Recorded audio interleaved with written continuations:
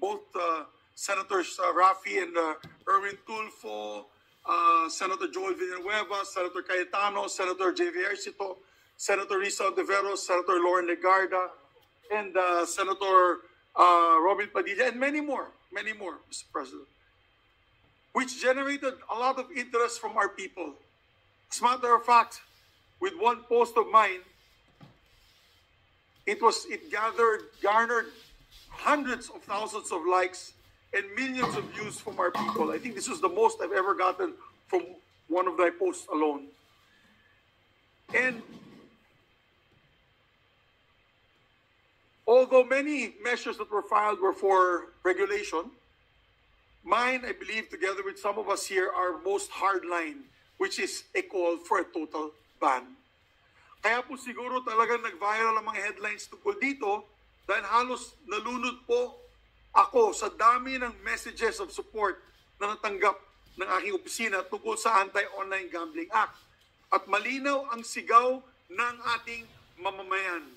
Tama na ang online gambling. Itigil na natin ito. Tawagin niyo na po akong sirang plaka, pero hindi ko po tatantanan ang isyong ito hanggat hindi natin tuluyan na puksa ang sakit na ito na sumisira sa buhay ng ating mga kababayan. One of the messages that really struck me was from my first press con. A mayor of mine in Bukidnon, Mayor Jimboy Angrabanes, was watching me live and texted me in support of our measure, saying that it is high time that we ban online gambling, especially since one of their constituents just recently lost his life to this. Sabi ni Mayor, isang 16-year-old varsity student daw po ang kumupit ng 100 pesos sa mga magulang niya para itaya sa online gambling. Marahil maliit lang po yung 100 pesos, pero sa ibang pamilya, lalo na sa mga liblib na purok, napakalaking halaga po nito. Ano po nangyari? Natalo ang itinaya ng 100 pesos at para mabawi ito, sinubukan niya ulit. Pumusta? Tumaya ulit ng 100 pesos mula muli sa pera ng kanyang mga magulang. But we all know how this ends, Mr. President. Natalo lang po siya ulit.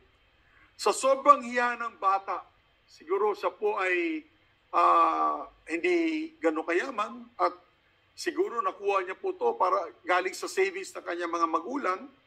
Ano pong ginawa niya? Nagpakamatay po siya, Mr. President. He was only 16 years old. This is a true story.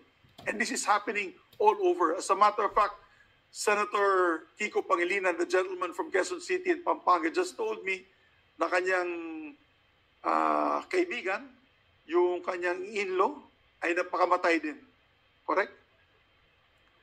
Empleyado mo, kamag-anak ng empleyado mo, nagpakamatay din. Hay nako, mga kababayan.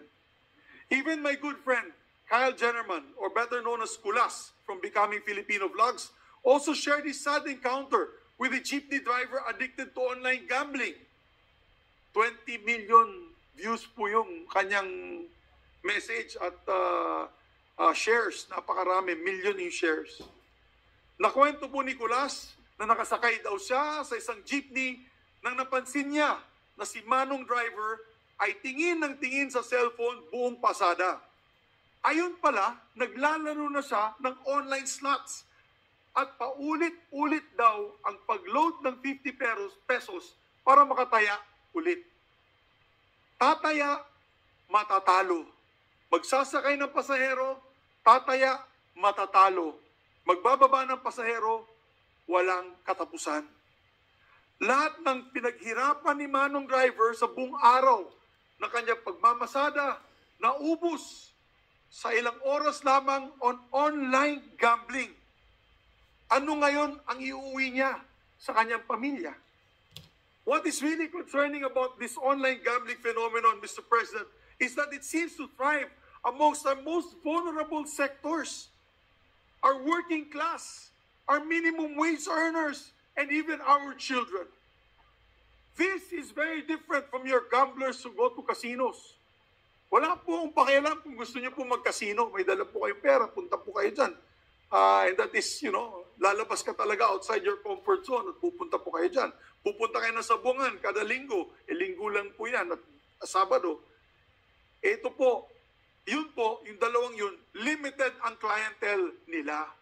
Sa online gambling, mga kapatid, mga kababayan na nakikinig po na yun, sa online gambling, everybody welcome. Everybody happy. Lalong-lalo na ang mga operator. At deadly ang online gambling. Dahil pwede po ito anytime, anywhere. Basta may cellphone at internet connections, pwede nang maglaro at malulong. In other words, Mr. President, we brought gambling into our homes. We opened our doors in our homes for gambling. Our workplaces, and even our places of worship. Tama sinabi po ni Senator Cayetano, pati mga simbahan, habang nakikinig sa sermon, naglalaro ng scatter. Pwedeng tumaya pagkagising sa umaga. Pwedeng tumaya habang nakaupo sa kubeta. Pwedeng sa gitna ng trabaho. Pwede sa biyahe pa uwi. Pati 10 oras ng gabi habang nakahiga na at matulog na sana, pwede pa rin dahil hindi naman nagsasara ang online gambling. 24/7 ito, mga kababayan. It also invites users to throw in any amount of money they want. Kahit hindi na mayaman, maengganyo ka na tumaya, mga kapatid. Kasi pwede namang 20 pesos, 50 pesos, meron nga 5 pesos at 10 pesos na taya. Ito na po, mga kababayan, ang bagong weteng. Digital na, pang pamilya pa.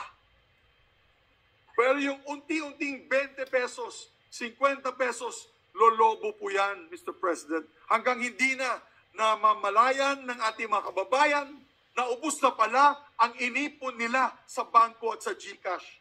Or worse, lubog na sila sa utang. Mr. President, gambling addiction is a disease.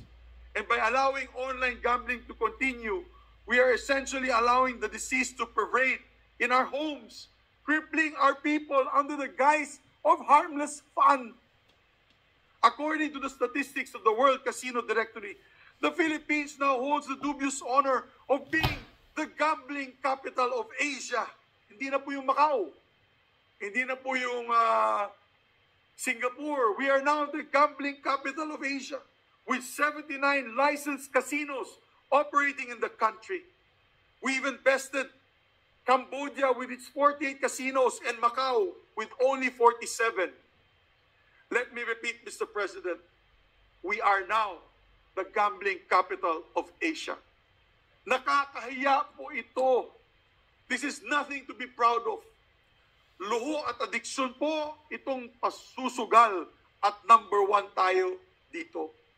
Ito ba ang gusto ng ating Pangulo na maging legasiya niya? Paglabas po niya itong 2028, pagbaba po niya sa kanyang tungkulin bilang Pangulo.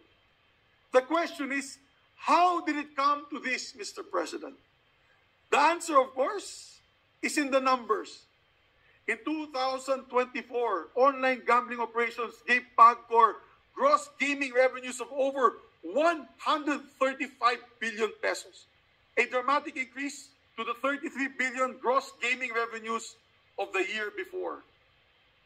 The combined e-games and e-bingo net income came to about 48.79 billion, contributing to almost 50% of PAGCOR's